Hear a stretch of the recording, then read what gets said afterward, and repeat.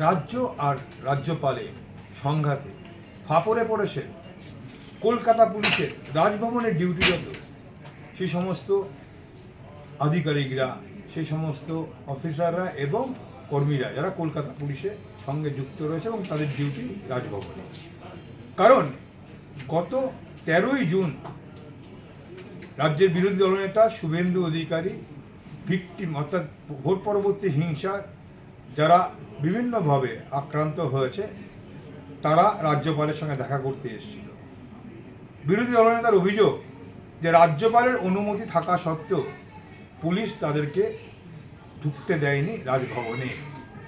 এই নিয়েই সংঘাতের শুরু এবং যে সংঘাত পরবর্তীকালে গিয়েছে একদম লালবাজার পর্যন্ত, যেখানে রাজ্যপাল অভিযোগ জানিয়েছেন যে রাজভবনে যারা যে সমস্ত পুলিশ কর্মীরা রয়েছে তারা তাদের ডিউটি করতে হবে না, তারা বাইরে যান।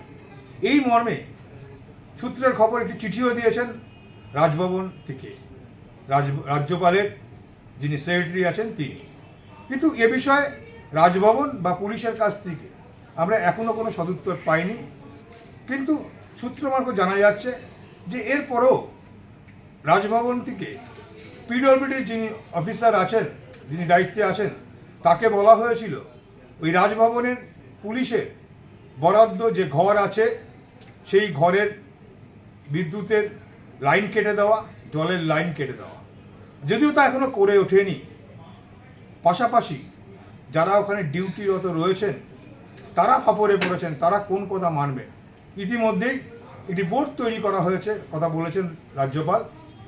সেখানে হচ্ছে জনগণের রাজভবন বলে তিনি বোর্ডটা লাগাতে চাইছেন। তা নিয়ে কিন্তু ঘোর এখানে বিস্তর কিন্তু জলঘোলা চলছে।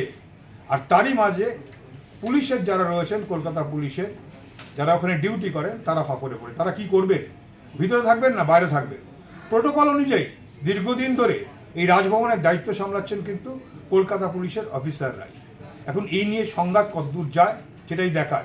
কিন্তু এটা ঠিক যে এই ঘটনা ঘটছে যখন, যদিও আমাদের কাছে অফিসিয়াল কোনো ডকুমেন্টস নেই, কিন্তু যেদিনকার 13 তারিখে বা 14 তারিখে যিনি গিয়েছিলেন বিরোধী দলনেতা, 13 তারিখে তিনি যেতে পারেননি, 14 তারিখে যখন গিয়েছিলেন সেই আক্রান্ত নিয়ে মহামান্য আদালতের নির্দেশে, তারপর তিনি বেরিয়ে এসে নিজে বলেছিলেন যে আক্রান্তরা ভিতরে ঢুকবে, যতদিন আক্রান্তরা ভিতরে ঢুকবেন ততদিন রাজ্যের স্বরাষ্ট্রমন্ত্রী ভিতরে যেতে পারবেন না। রাজ্যপাল স্পষ্ট বলে দিয়েছে। এ কথা কিন্তু সরাসরি বিরোধী দলনেতার বক্তব্য। অর্থাৎ সেই কথাকে মান্যতা দিয়েই কিন্তু আমরা বলতে পারি যে এই রাজ্য এবং রাজ্যপালের সংঘাত কিন্তু চরম জায়গায় গিয়েছে।